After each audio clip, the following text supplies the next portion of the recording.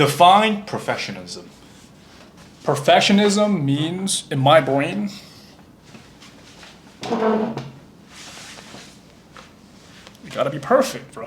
I don't know. I don't know what to say. I was thinking, yeah, I mean, perfect at everything. Perfect in every aspect of the things that you do in the aspect of your life, blah, blah, blah. Fine, maybe this means, no, fine, maybe this is because I grew up in an Asian immigrant family. But perfect means you buck fun with everything. Oh. Like grades wise, 100 minimum, bro. Like an A plus minimum. Minimum. What do you mean? Minimum, bro. Nothing less, bro. That's the most you can get. Well, don't get any less. That's crazy. Well, this is the thing about perfectionism. It changed for me. The definition changed as when I got a little older. It changed. Wait, tell me what was your definition of perfectionism before and then now? Imagine Captain America. Perfectionism. The perfect height, the perfect soldier, the kindest heart, the bravest, strongest, fastest, you name it. Everything is just the best. Perfect. Everything perfect. Yeah. Like you just maxed everything out. Maxed out. Your stat is maxed out like in life. Like everything is maxed out. Yeah. Everything's maxed out. But what is maxed out though? Like that can mean anything, bro. Exactly. Like maxed out in every aspect of your life. Like 6 feet maxed out enough? No, like it's just perfect. Like not too much, not too little, just the right amount. Yeah. But nowadays, perfectionism for me is defined as you have to perform everything exactly the way you want it to be, quote unquote perfect. Because perfectionism is different than everyone. So I think in people's perspectives, it will be to how exactly they want it to be done. It doesn't have to be how you want it to be done, but how they want it to be done. And there's a pitfall to that, obviously. But who's they? Like the people that have these traits. So people that have the traits of perfectionism, they want everything to be done in a specific way, perfect to the point that they like it to be. Yeah. But what is the point that they like it to be? So for example, right, let's say you're running a company. Let's say you're a CEO of a company. You're very cutthroat. You're very, like, your personality is exactly this way how I like it to be. And it could be, this the way that the operation is run. It could be the product has to be exactly like that. It can't have this exact cut. It has to be perfect to the point where it's like you got to make a certain amount of money. Anything less, and you didn't hit. Yeah. Product, like, it has, like, the company has to make X amount. It has to be perfect across the board, and it has to be exactly that way. Or if, like, let's say if you have like a team of people that you're working with, everyone has to produce the same amount of things across the board. No more, no less. So what I'm getting out of this is, okay, you set a standard or rule, and you will follow it to the T, and it gotta meet at least the standard and the rule. Exactly to the T. Yeah. There's a place and time for it, but that's just how I define it now. Yeah. So when you asked me that, I had a really hard time answering you. I still don't even know what perfect means. I can't even define it. It's a trait. It's a human trait. Yeah, it's a human trait. Because in my brain I don't believe perfect is a thing, bro. Exactly. It's not. Yeah. It's just what you think perfect is. Exactly. It's what you think perfect is. Yep. Because what perfect is for you might not be perfect for me. Exactly. Yeah. There's pros and cons to that. There's pros and cons. There's a place for that, and there's not a place for that. Yeah. So what happens when the productivity dips? You're gonna go nuts. Oh yeah. You're gonna go nuts. Because the first thing you're gonna do is, why is this slow? Like, it has to be high. Yeah. You're gonna go nuts. Yeah. I can't speak for all human beings, but for myself, I gotta always be improving. Yep. So every single time there's like a dip, I feel like something's wrong. Okay. Like something isn't going the way that I want it to, and something has to change. Okay. And is there a time in life where you felt that dip, and then you had to climb out of that, or? Like multiple instances. Multiple instances. I think the first major one, was back in high school. Oh, okay. Shout out to all the New York kids. You know what? New York City kids, not New York kids. New York City kids, you know. Remember the SAT days? Oh, the SAT. Getting into Brooklyn Tech was the standard, like the minimum to be considered pretty smart. If you grew up in an Asian household, that was the standard. Like style, like you smart, you got it, bro. But like Yeah. at least get into tech, bro. At least. At least. That's like the bare minimum, bro. If you didn't get in, then you might as well drop out of school. That's what I'm saying. I got 20 points less than the tech cutoff score, so I was just like, yeah, I guess I just wasn't meant to be, bro. Yeah. I'm just not smart, bro. Yeah. Yeah. Like that was the first one that hit me, and I'm just like, damn, bro, I'm behind these classmates. Like by default, already thought I'm behind. And then we went to HSEF. Like, bro, it's decision day. All your friends got into tech. Yo, what school you going to, bro? Ooh. Economics Some and school, finance. some school in your style.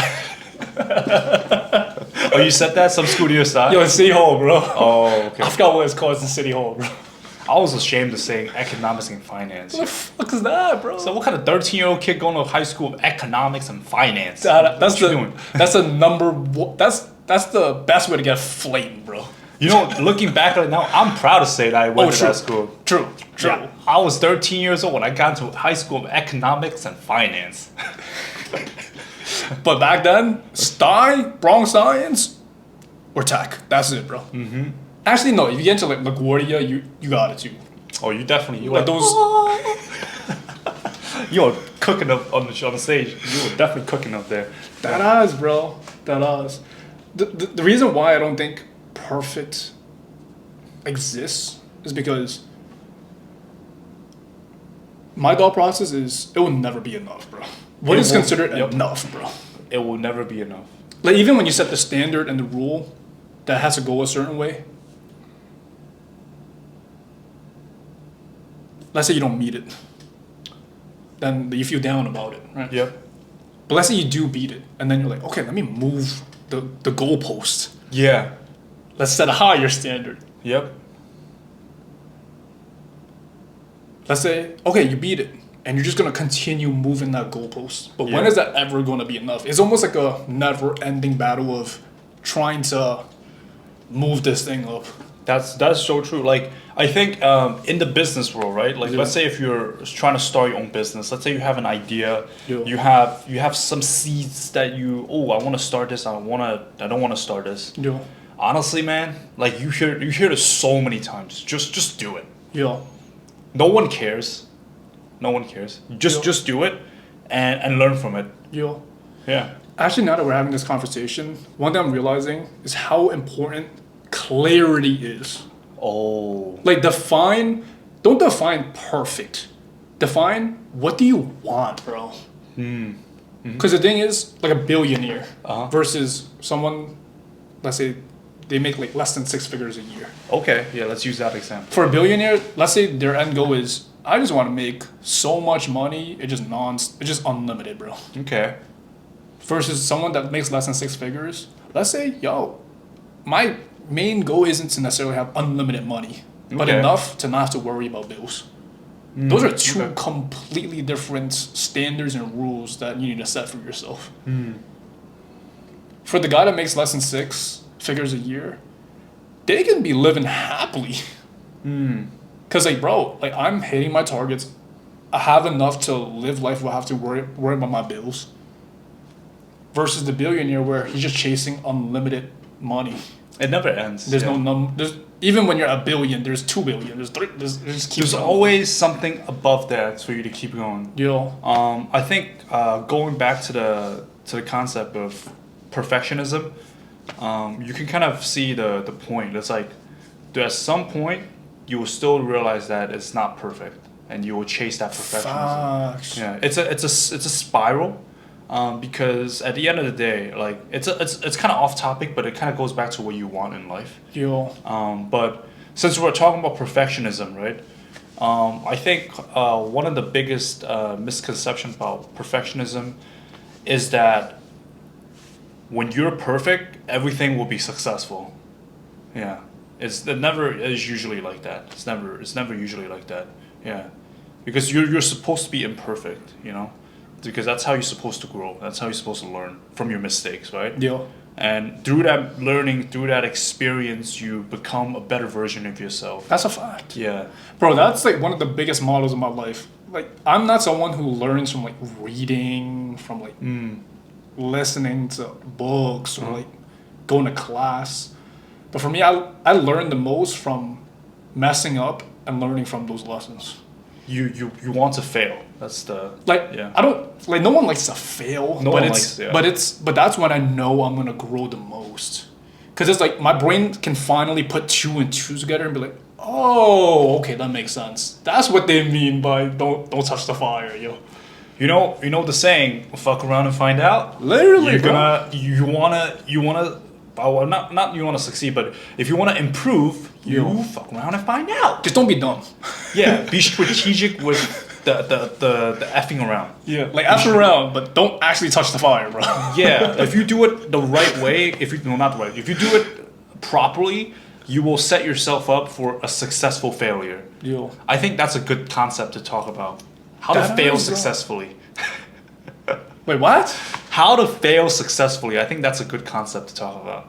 Yo, I've never heard those two words put together that closely in a sentence. Like, fail success. What? So imagine this, right? Like, let's say you're on a breakthrough of creating like a very successful product or a business, right? Oh. And you're so close to doing that, but you hit a roadblock, and during that roadblock, you had a very bad bad dip, yeah.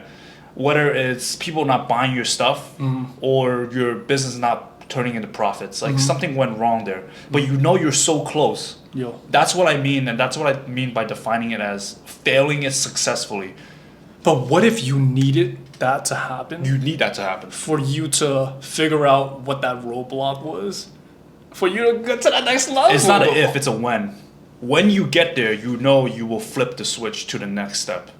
I think that's the concept that people need to understand. There's a video, I think we should clip it because it's a very powerful message. So you know the company NVIDIA, right? So the CEO, his name is Jensen Huang. He said this very famous thing to people that want to be successful. He said that I hope you suffer. Oh, I didn't remember you telling me this. Yeah, we should clip it. I think people should see like that message because it's so powerful. Like you can't run away from it. You can't run away from failure. If you really want to improve yourself, if you want to fix the little patches, if you want to become a better version of yourself, you have to fail. Yeah, you have to fail. Now that you talk about this, this is what I love a lot about fitness and entrepreneurship. For fitness, let's say that your goal is, let's keep it simple. Let's say you want to get better at running. Yeah. Let's say you want to, not necessarily have to hit like a world record or anything, but let's say you're trying to get better at it. Yeah. It's gonna suck so bad the first few runs. Oh, it's no matter who suck. you are. Oh, like it's your gonna suck. first time running, your body just like, what are you doing, bro? Like you trying to make it hard for me to breathe or something. Like, Yeah.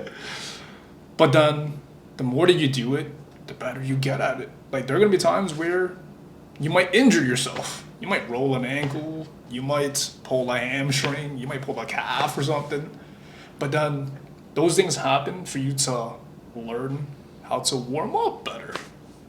Those things happen so that, hey, you know how to take care of certain body parts. Those things happen so you know not to overdo it. So next time around, when you do recover from those injuries, hey, you're back better, faster, and stronger. You adapt, yeah. You adapt. You adapt. But if you've never been through those experiences, how do you expect to get any better? Bro, I have a crazy example. Let's play a game. Ready? Let's cross our arms. And now let's flip it and cross it the other way. How does that feel? Uncomfortable, right? It feels weird, I right? don't even know if I crossed. Wait, what? How does it feel? Like if you cross your arm the first time and you flip it around and you cross it the other way, it feels off, right? Yeah, that feels so weird. It feels off. But if you do it more, if you do it a couple more times, you kind of get used to it. So that's the concept. It's like you get comfortable with the uncomfortable. Yeah.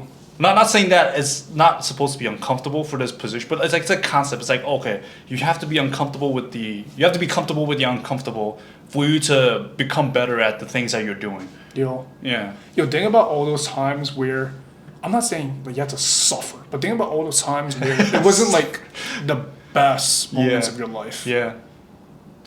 Like, for example, like pledging for the fraternity that we joined back then. You know, It's not so- fun. Like, it's fun times and all now, but like during, you're just like, for real, bro. Like what am I doing? It also like applies to like your first job or something. The Job. first time you're getting that uncomfortable talk, or like the first time you're realizing like, fuck, if I don't step up my game, like I'm not gonna have my job no more. You know? Like, First time your boss came to you and until you come to the office, you're like, oh, here we go. Yeah. so I mean, you learn from those moments. Not saying that they're there to like berate you or like beat you down. Yeah. Like they're I mean, they're good managers. I mean, some good bosses are there to help you. Yeah. So like, just learn from them. You know, like just learn from it. Yeah. Yo, a quote that I loved that I heard like a few years ago was, dude, what if you're literally 5 feet away from gold? 5 feet. Like you've gone this far already. Like you're gonna give up now, but you're 5 feet away. You've been through all of this suffering and torture. Now it's just about figuring out this last piece. Bam, you there, bro. I agree. But if you were to just give up right there and then, you would never know.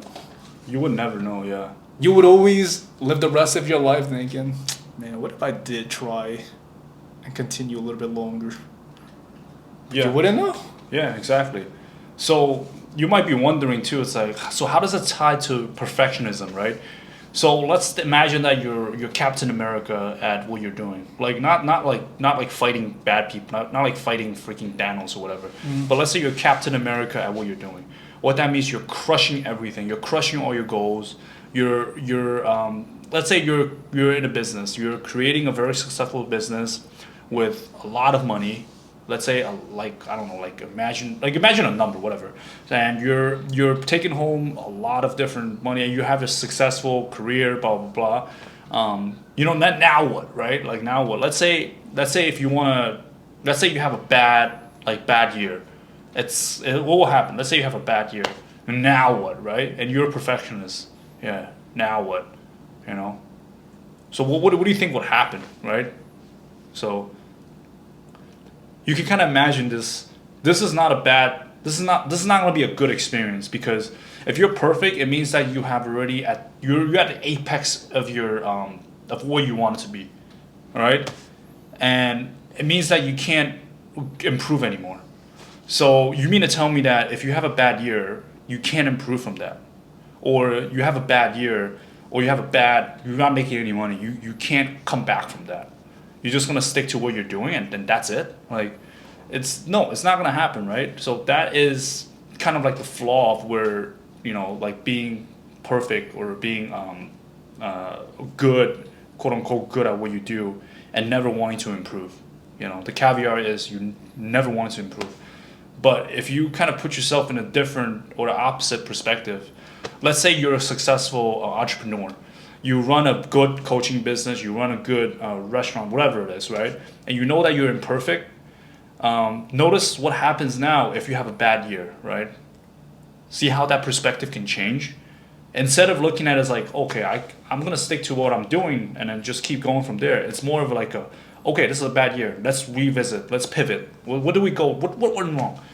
What went wrong here? You said it right there. Yeah. This might be a hot take, but I definitely think if you were in that situation, how you respond to it is going to determine if you're going to make it or not. Because let's say that you're the person that beat yourself up because it ain't perfect. Let's say you had a bad year in business. Yeah. And it's like, well, I guess I suck, bro. I guess we can't improve from here. Damn it. I guess it just wasn't meant to be. Or it can be person B, where it's like, okay, we didn't do this so well this year. Or maybe something bad happened. This person could be thinking, what can I do differently so that this time around I have a better opportunity at winning? Yep. This allows you to open your brain and use your brain to actually solve this problem. I think one of the biggest skill that a successful the successful person, it doesn't even have to be in business, but a successful person in what they do is their ability to identify and be self-aware. You have to be good at your assessment of yourself, because if you can't do that, how will you expect you to evaluate your own business, right? True. If you can't expect yourself to evaluate why you know why is your business going bad, how are you gonna help your business grow? You know, you gotta have good self-awareness. You know, you have to understand why you're reacting this way or why you this way. You know, like why you like that. You know, Yo, so yo. And last thing I want to add to this is, especially as goal-driven individuals, obviously we have really high expectations and standards for ourselves. And it's inevitable that you're gonna fail. Like no one's gonna be perfect. As much as we want it to be perfect, as much as we want to absolutely smash those standards and those rules, you might fall short. It's going to happen. yeah.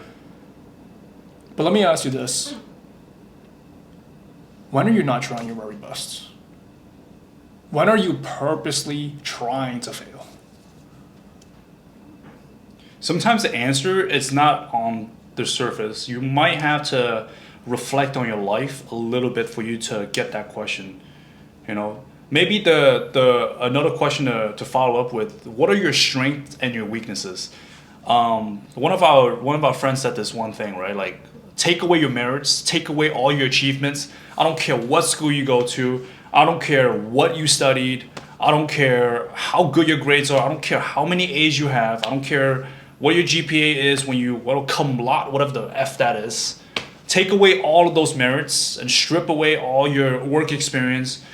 What are your strengths and your weaknesses? If you can answer that question, I think you're in a good spot to be successful.